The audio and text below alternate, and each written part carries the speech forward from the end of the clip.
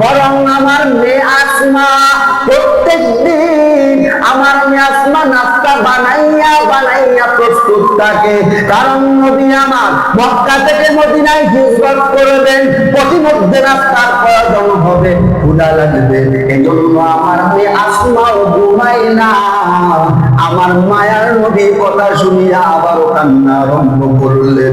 মায়ার নবীর কান্না দেখি আবু বকর ডাক দিয়া বলে, ও মায়ার নবী, শুধুমাত্র আমি আবু বকর যে ঘুমাই না তা না, আমার মেয়ে আসমা যে ঘুমায় না তা না, আমি শুধুমাত্র ঘুমাই না যে তা না, বরং আমাদের সফরের জন্য উষ্টে কিনেছিলাম, ওট কিনেছিলাম দুইটা, যেগুলো আমাদেরকে সাওয়ার করিয়া মক্কা থেকে মদিনায় নিয়ে যাবে, ওই ওটগুলাও ঘুমাই না। ইমামুল আউয়ালিন আল আখিরিন বারে সাদকা রাহমাতাল লিল আলামিন, সদওয়াতুল মুদাশশির রাহমাতাল লিল আলামিন, মসজিদে ইউশুদ হামারো ইয়ে জমিন। মায়ার নবী আমার আবু বকরকে বুকের সাথে ধরাইয়া একটা আওয়াজ দিয়া বলে, রে আবু বকর, এই মক্কার জমিনে আমার আপন জনগুলা, আমার এত মায়ার এত মহাব্বতের লোকগুলা আমাকে মক্কার জমিনে থাকতে দেয় নাই। আজকে আমি খালি হাতে বিদায় নিয়া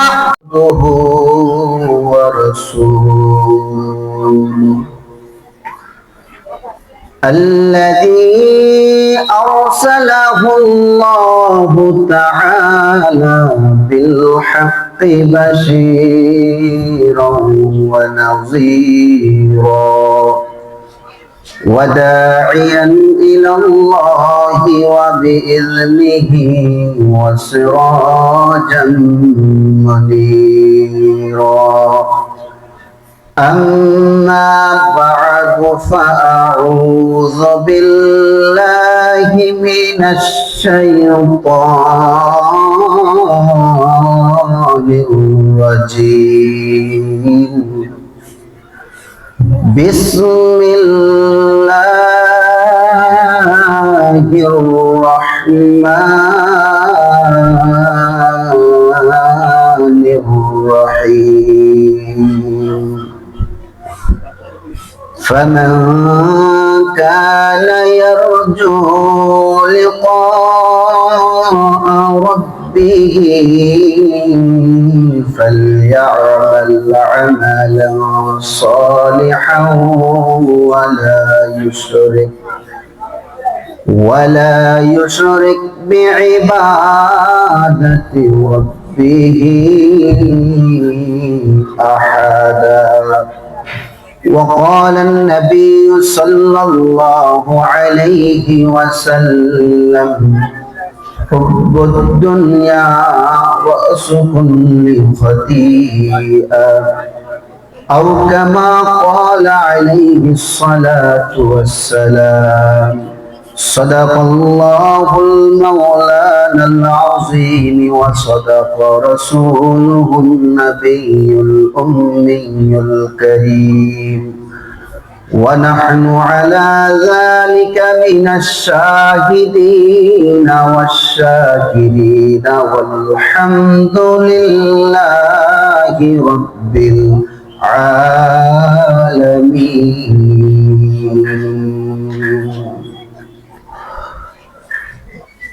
सूरज ने दिया अपने शुआओं को ये पैगाम, सूरज ने दिया अपने शुआओं को ये पैगाम। दुनिया है अजब सीज, कभी सुबह कभी शाम। दुनिया है अजब सीज, कभी सुबह कभी शाम। दुनिया में हो दुनिया का तलबगार नहीं हो, दुनिया में हो दुनिया का तलबगार नहीं हो। बाजार से गुजर हो खरीदार नहीं हो, बाजार से गुजर हो खरीदार नहीं हो। আলহামদুলিল্লাহ, ঐতিহ্যবাহী দারুল উলুম কুটিহাট মাদ্রাসার 2 দিন ব্যাপী মাহফিলের দ্বিতীয় দিন। আল্লাহ পাক রব্বুল আলামিন আমাদেরকে এই মাহফিলে এবং আসার এবং বসার জন্য তৌফিক দান করেছেন। এই জন্য অন্তরস্থল থেকে শুকরিয়া জ্ঞাপন করে বলি আলহামদুলিল্লাহ।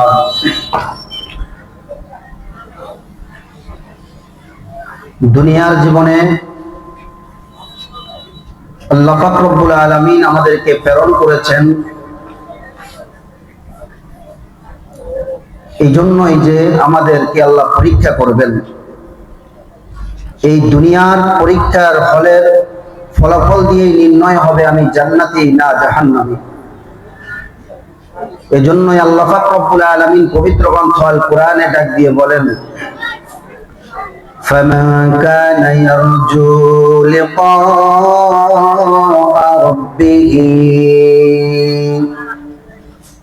হে রাসূল আপনি জানিয়ে দেন যারা আমি আল্লাহর সাথে মোলাকাত করতে চাই, সাক্ষাৎ করতে চাই,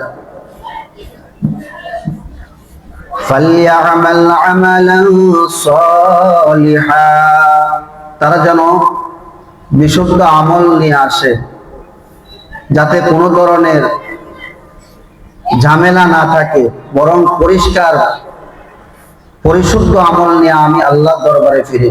2 নাম্বার হলো ওয়ালা ইউশরিক বিইবাদাতি রাব্বিহি আহাদা, এবং তার ইবাদতের মধ্যখানে, সে আমলের মধ্যখানে আমি আল্লাহর সাথে যেন কাউকে শরীক না করে।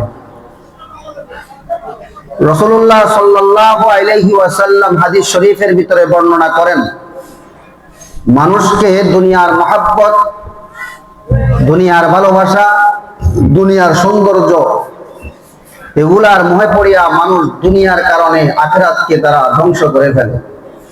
এজন্য রাসূল বলেন, ক্বালান নবী সাল্লাল্লাহু আলাইহি ওয়াসাল্লাম হুব্বুদ দুনিয়া রাসু কুল্লি খাতিয়া, দুনিয়ার মহব্বত সমস্ত গুনাহের মূল।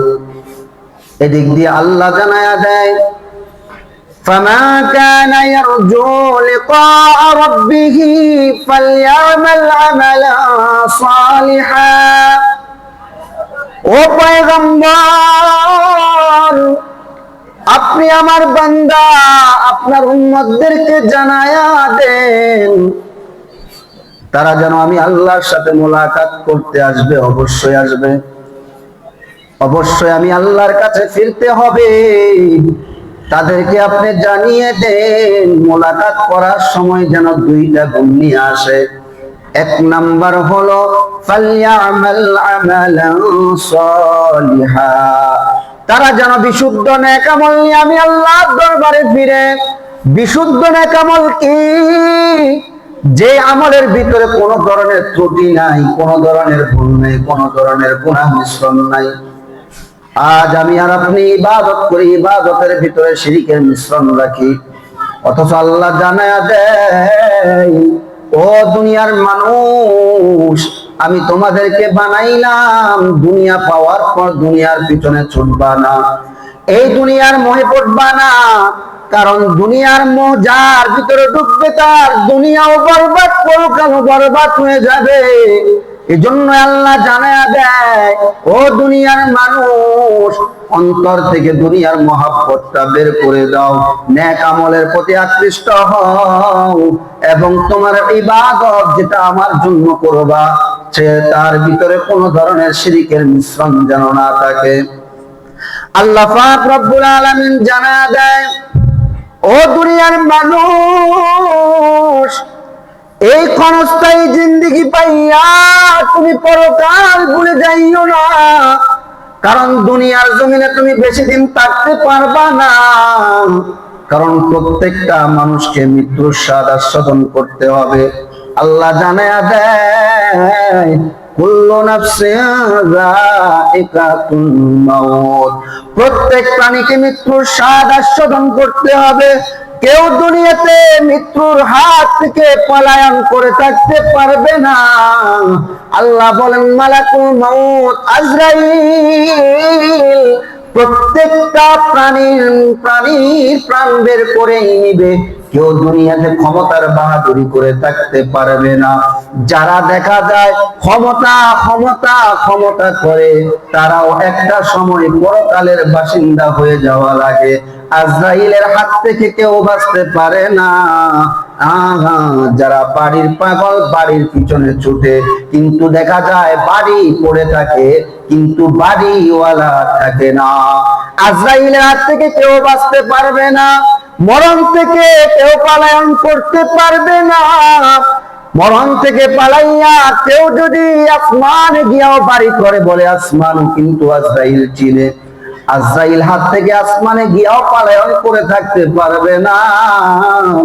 জমিনের নিচেও যদি বাড়ি করে, জমিনের নিচেও পলায়ন করে থাকতে পারবে না। মরণ থেকে যতই পালাও, মরণ তোমায় লইবে গিরি। যদিও সুদূর আকাশ পানে পালাও সেটাই লাগিয়ে সিঁড়ি, যদিও সুদূর মাটির নিচে পালাও সেটাই লাগিয়ে সিঁড়ি। এই জন্য মুসলমান ভাইরা আমার, মৃত্যুর হাত থেকে কেউ বাঁচতে পারবে না, আল্লাহর কাছে ধরা দিতে হবে। এই জন্য আল্লাহ বলেন দুনিয়ার মানুষেরা আমার কাছে আসতে হবে, নেক আমল নিয়ে আসবা, আর আমাকে যে অনুকরণ করবা। আমি আল্লাহ তোমাদেরকে জানাইয়া দিলাম, আমি তোমাদের কাছে একজন নবী প্রেরণ করেছি। এই নবী কোনো সাধারণ কোন নবী না, এই নবী কোন ধরনের নরমাল কোন নবী না। আমার নবীর শান, আমার নবীর মান কেমন আমার আল্লাহ নিজে জানায়া দেয়। আসমান ও জমিনের যেমন আমি আল্লাহ, আর আসমান ও জমিনের নবী হলো আমার বন্ধু মুহাম্মদ। ইমামুল আউয়ালিন আল আখিরিন, বাহরে সাদাকা রাহমাতাল লিল আলামিন, শুদ ওয়াজুদ রাহমাতাল লিল আলামিন, মসজিদে শুদ হামারো ये জমিন। কেমন নবী আমার, আমার পয়গম্বর দুনিয়া কেমন ভাবে বিসর্জন দিয়েছেন। আমার পয়গম্বরের মতন কেউ নাই। দুনিয়াতে এত কষ্ট ভোগ করলেন। আমার মায়ার নবী দুনিয়ার জমিনে কম কষ্ট করেন নাই। আমার মায়ার নবী এই কষ্টের মাঝেও কিন্তু আমার আল্লাহকে বলে নাই। দ্বীনের দাওয়াত দেওয়ার জন্য তায়েফের ময়দানে দৌড়ায়। তায়েফের ময়দানে পাথরওয়ালা জমিন পেরিয়ে যখন তায়েফের ময়দানে গিয়ে আমার নবী দাঁড়ালো, তায়েফের কাফের বেদিনেরা ডাক দিয়া বলে, দেখ দেখ, ওই মক্কার জমিন থেকে ওই পাগল নামক মুহাম্মদ আমাদের তায়েফে এসেছে। ওই পাগলটাকে তোরা পাথর নিক্ষেপ কর। ওই মায়ার নবীকে ওই শিশু বাচ্চারা, ওই বেদিন কাফেররা এমন ভাবে পাথর নিক্ষেপ করে, আমার মায়ার নবীর পুরা শরীরের ভিতরে পাথর মেরে তারা এমন ভাবে রক্তাক্ত করে দিল, বলে আমার মায়ার নবীর শরীর মোবারক থেকে জর্জর করে রক্ত বের হতে আরম্ভ হলো। এমন ভাবে একটা সময় দেখা যায়, এমন ভাবে তারা পাথর নিক্ষেপ করলো। মায়ার নবীর জুতা মোবারক পায়ের সাথে রক্ত জমাট বেঁধে পায়ের সাথে মিলে গেল। আমার আল্লাহ জানায়া দেয়, ও জিবরাইল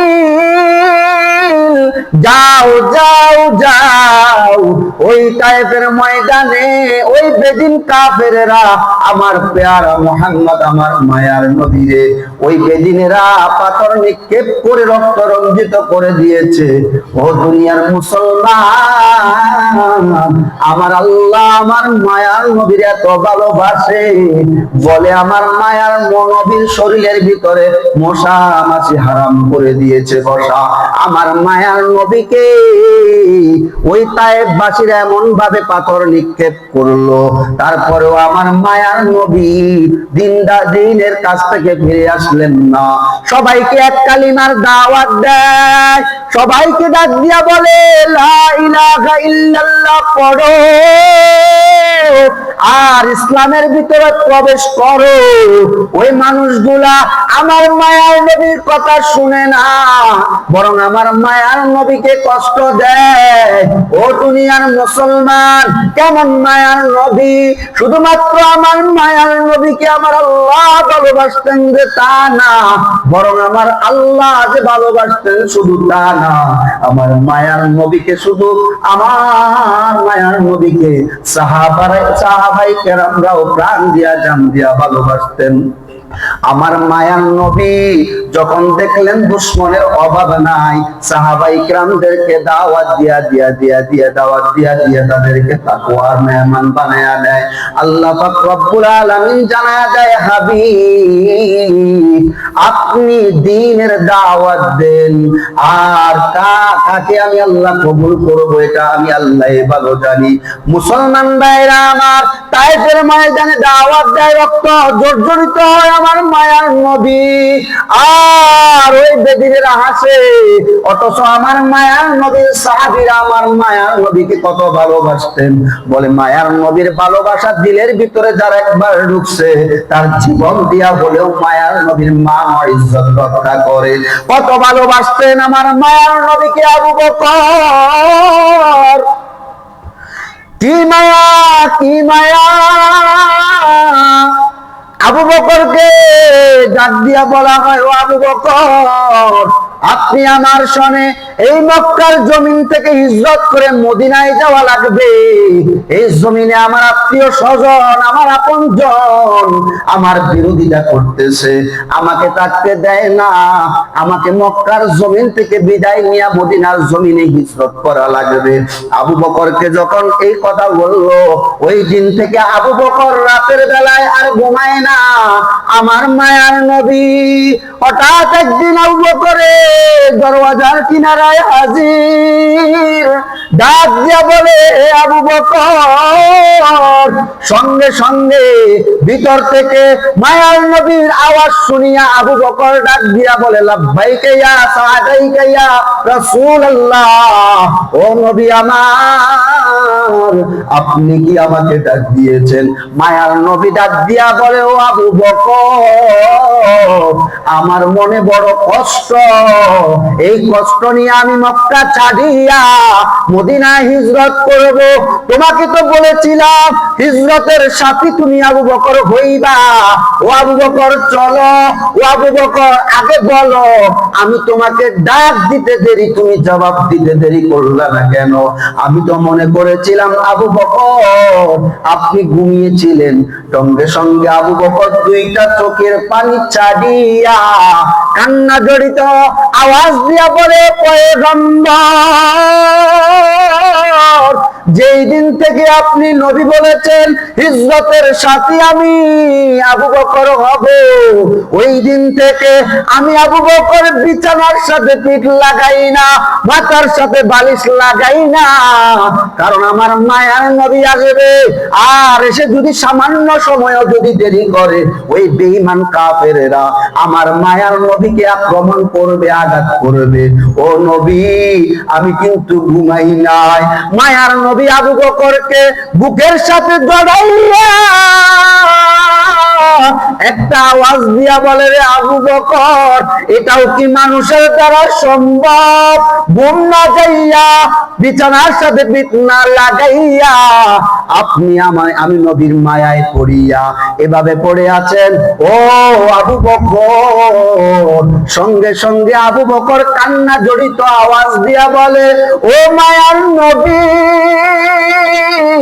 আমি আবু বকর যে শুধু ঘুমাই না তা না, বরং আমার মেয়ে আসমা প্রত্যেক দিন আমার মেয়ে আসমা নাস্তা বানাইয়া বানাইয়া প্রস্তুত থাকে। কারণ নবী আমার মক্কা থেকে মদিনায় হিজরত করবেন, প্রতিমধ্যে নাস্তার প্রয়োজন হবে, ক্ষুধা লাগবে, এজন্য আমার মেয়ে আসমাও ঘুমায় না। আমার মায়ার নবীর কথা শুনিয়া আবারও কান্না আরম্ভ করলেন। মায়ার নবীর কান্না দেখি আবু বকর ডাক দিয়া বলে, ও মায়ার নবী,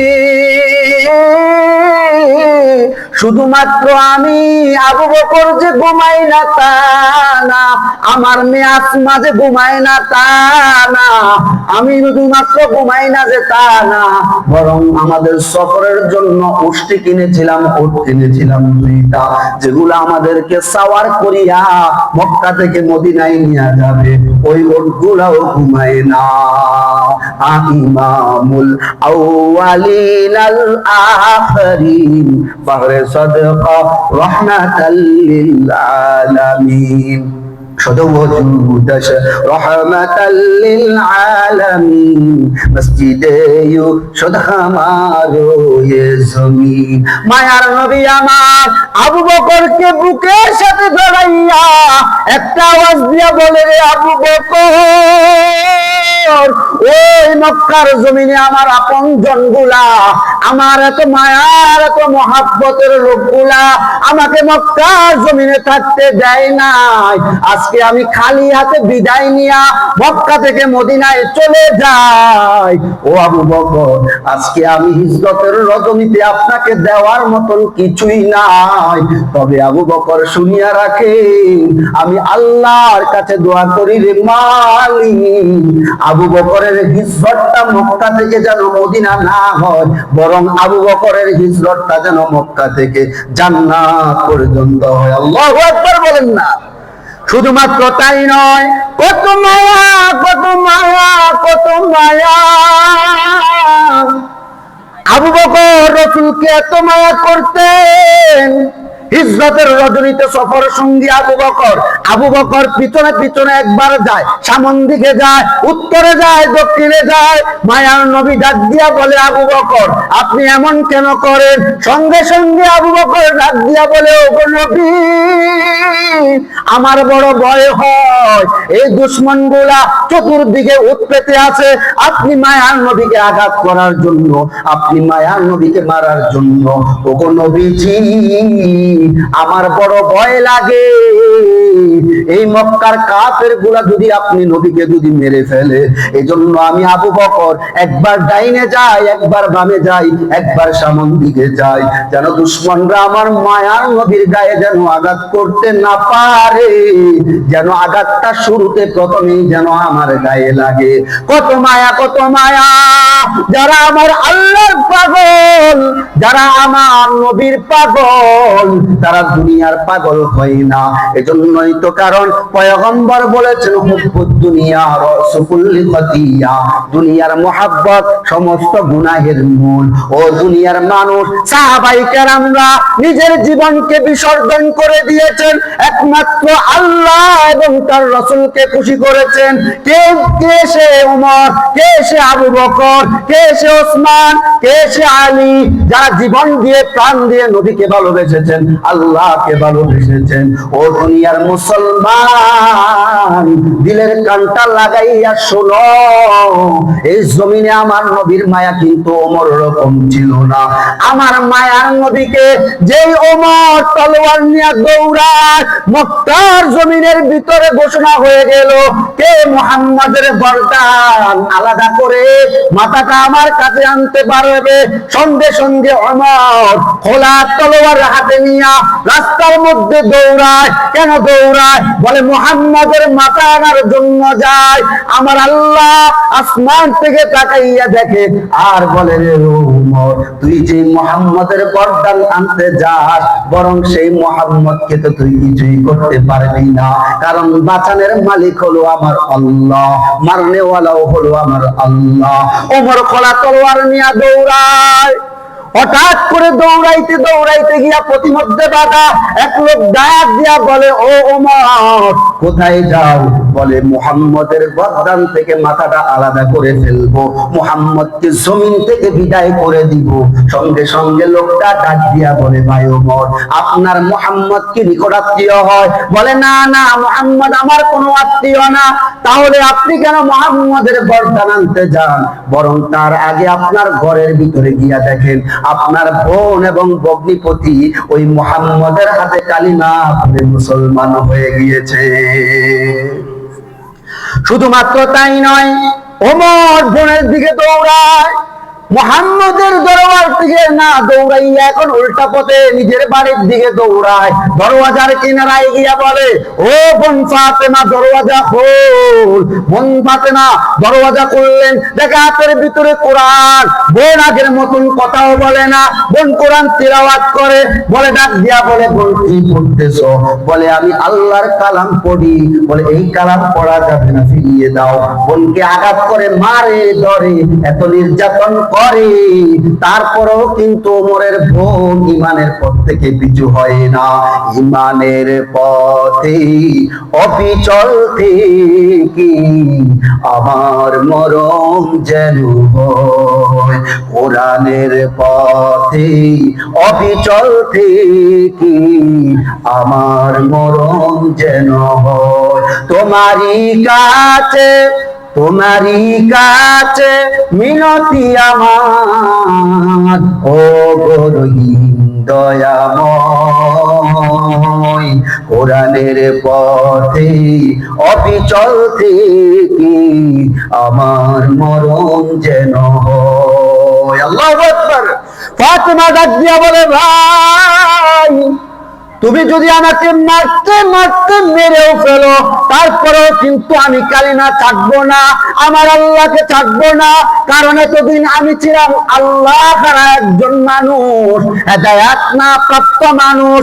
আমি হেদায়াত পাই নাই, আমি আল্লাহর দাওয়াত পাই নাই। এখন আমি আমার আল্লাহরে পেয়ে গেছি, আমার নবীরে পেয়ে গেছি। এখন যদি তুমি আমাকে মেরেও ফেলো, আমি আর ঈমানের পথ থেকে পিছু হটবো না। ওমর দৌড়াইয়া দৌড়াইয়া বোনকে বুঝায়, তারপরও বোন মাতে না। একটা সময় দেখা যায় ওই ফাতেমাকে ডাক দিয়া বলে, ও ফাতেমা, তুমি একটু কোরআন তেলাওয়াত করে শোনাও। যখন কোরআন তেলাওয়াত করে, কোরআন তেলাওয়াত করার কারণে ওমরের দিলটা নরম হয়ে যায়। নরম হওয়ার কারণে ওমর একটা সময়ে বলে, যেই নবীজির কোরআন, যেই নবীর উপর কোরআন অবতীর্ণ হয়েছে, ওই কোরআনটা এত মধুর, এত মধুর, ওই কোরআনের তেলাওয়াত শুনিয়ে আমি ওমরের দিল নরম হয়ে গেল। ও বোন ফাতেমা, চলো চলো, ওই মুহাম্মদের হাতে গিয়া আমি ওমর কিন্তু কালিমা পড়ে মুসলমান হয়ে যাব। বোন ওমরকে নিয়া মুহাম্মদের দরবারে হাজির। সঙ্গে সঙ্গে ওমরকে দেখিয়া অন্যান্য সাহাবায়ে কেরামরা রক্তমাখা চোখ নিয়া তাকাইয়া রইল। নবীকে ডাক দিয়া বলে, ও নবী, আপনি একটাবার অনুমতি দেন, ওমর আপনার গর্দান নেওয়ার জন্য আসছে, আপনি অনুমতি দিতে দেরি, ওই ওমরের গর্দান আমরা পালাইয়া দিতে দেরি করব না। ওমর দৌড়ায়, হঠাৎ করে পয়গম্বর ডাক দিয়া বলে, ও সাহাবায়ে কেরামরা, তোমরা থামো থামো। যেই ওমর আজকে দেখতেছো তলোয়ার নিয়ে আসতেছে, ওই ওমর কিন্তু আজকে আমাকে মারার জন্য আসতেছে না, বরং সে আজকে নিজেই মরার জন্য আসতেছে। হঠাৎ করে ওমর পয়গম্বরের কাছে আসিয়া বলে, ও মায়ার নবী, আপনার দুশমন ছিলাম, আপনার শত্রু ছিলাম। ওই ওমর আমার মায়ার নবীকে ডাক দিয়া বলে, ও নবী, আপনার হাতে আমার হাতটা রাখিয়া আমাকে কালিমা পড়ে মুসলমান বানায়া দেন। সুবহানাল্লাহ। এমন তাকওয়া অর্জন করলো, মায়ার নবীর হাতে কালিমা পড়ে মুসলমান হওয়ার পর ওই ওমর আর আগের ওমর নাই, ওই সন্ত্রাসী ওমর নাই, এমন ভাবে হয়ে গেল। বলে শুধুমাত্র ওমর ঈমান আনয়ন করার পরে এমন পর্যায়ে পৌঁছে গেল, ওমর যখন মৃত্যুবরণ করলো, ওমরকে যারা গোসল করাইলো, ওই ওমরের পিঠের ভিতরে বেতের আঘাত দেখিয়া সাহাবায়ে কেরামরা ডাক দিয়া ওমর কোমরের ঘটনা যখন তার আব্দুল্লাহকে বলল, ও আব্দুল্লাহ, তোমার আব্বা জান তো জমিনের ভিতরে এমন ক্ষমতাবান ছিল, তোমার আব্বার সামনে দাঁড়াইয়া কেউ ধমক দিতে পারতো না। ওই তোমার বাবার পিঠের ভিতরে দেখা যায় বেতের আঘাত কেন? সঙ্গে সঙ্গে আব্দুল্লাহ ডাক দিয়া বলে, ও সাহাবায়ে কেরাম, আমার আব্বা জানকে দেখতাম মাঝে মাঝে রাত্রি বেলায় আমার আব্বা জান একটা খাতা উল্টাইতো, আর দেখতাম একটা কলম নিত, পুরা দিন কি করছে না করছে এগুলার হিসাব করতো, কয়টা নেকির কাজ করছে কয়টা গুনার কাজ করছে এগুলা হিসাব করতো। যতগুলা ভুল হইতো, যতগুলা গুনাহ হইতো, আমার বাবা ওমর নিজের হাতে ব্যাটটা নিয়ে পিঠের ভিতরে চাবুক দিয়ে আঘাত করতো, আর বলতো, ওমর, দুনিয়াতে যদি গুনাহ লইয়া যদি কবরে যাও, ওই অন্ধকার কবরের চাপ সহ্য করার মতন না, কিয়ামতের মাঠে ওই আযাব সহ্য করার মতন না। যেই দিন কিয়ামতের ময়দানে সমস্ত মানুষগুলা বেকরার হয়ে যাবে, আমার আল্লাহ সিংহাসনে দাঁড়াইয়া হাসরের মাঠটা কায়েম করিয়া জাহান্নামীদেরকে জাহান্নামে দিয়া দিবে, আহা জান্নাতীদেরকে জান্নাতে দিয়া দিবে। তার আগে ডাক দিয়া বলবেন, আজকের দিনের রাজত্ব কার? সমস্ত মানুষগুলা চুপ হয়ে যাবে, কেউ কথা বলার ক্ষমতা রাখবে না। চেয়ারম্যান, বাদশা, মেম্বার, এমপি, মন্ত্রী সবাই চুপ হয়ে যাবে। আমার আল্লাহ নিজেই একটা আওয়াজ দিয়া বলবে, লিমানিল মুলকুল ইয়াউম। ও দুনিয়ার মানুষ বলো, দুনিয়ায় টাকার পাওয়ারে, ক্ষমতার পাওয়ারে কম কিছুই করলা না, ক্ষমতার বাহাদুরিত্ব দর্শন করেছ, ক্ষমতার প্রভাবে তুমি অন্যের হক নষ্ট করেছ। ও দুনিয়ার মানুষ, আজকে বলো তোমার ক্ষমতা আছে না নাই? সমস্ত মানুষ বেকরার হইয়া চুপ হয়ে যাবে। আমার আল্লাহ নিজেই ডাক দিয়া বলবে, লিল্লাহিল ওয়াহিদিল কাহ্হার। আজকের দিন রাজত্ব আমার। এজন্য মুসলমান ভাইরা আমার, আল্লাহর সাথে যদি মুলাকাত করতে হয় তাহলে দুইটা জিনিস নিয়ে যাইতে হবে। এক নাম্বার পরিশুদ্ধ আমল, দুই নাম্বার আল্লাহর সাথে কাউকে শরীক করা যাবে না। এই দুইটা গুণ নিয়ে যাওয়া যাবে। আল্লাহ বলেন, তাদেরকে আমি আল্লাহ শান্তির ঘর জান্নাত দান করব। আল্লাহ পাক রব্বুল আলামিন আমাদের সবাইকে জান্নাতে যাওয়ার তৌফিক দান করুক। আমিন।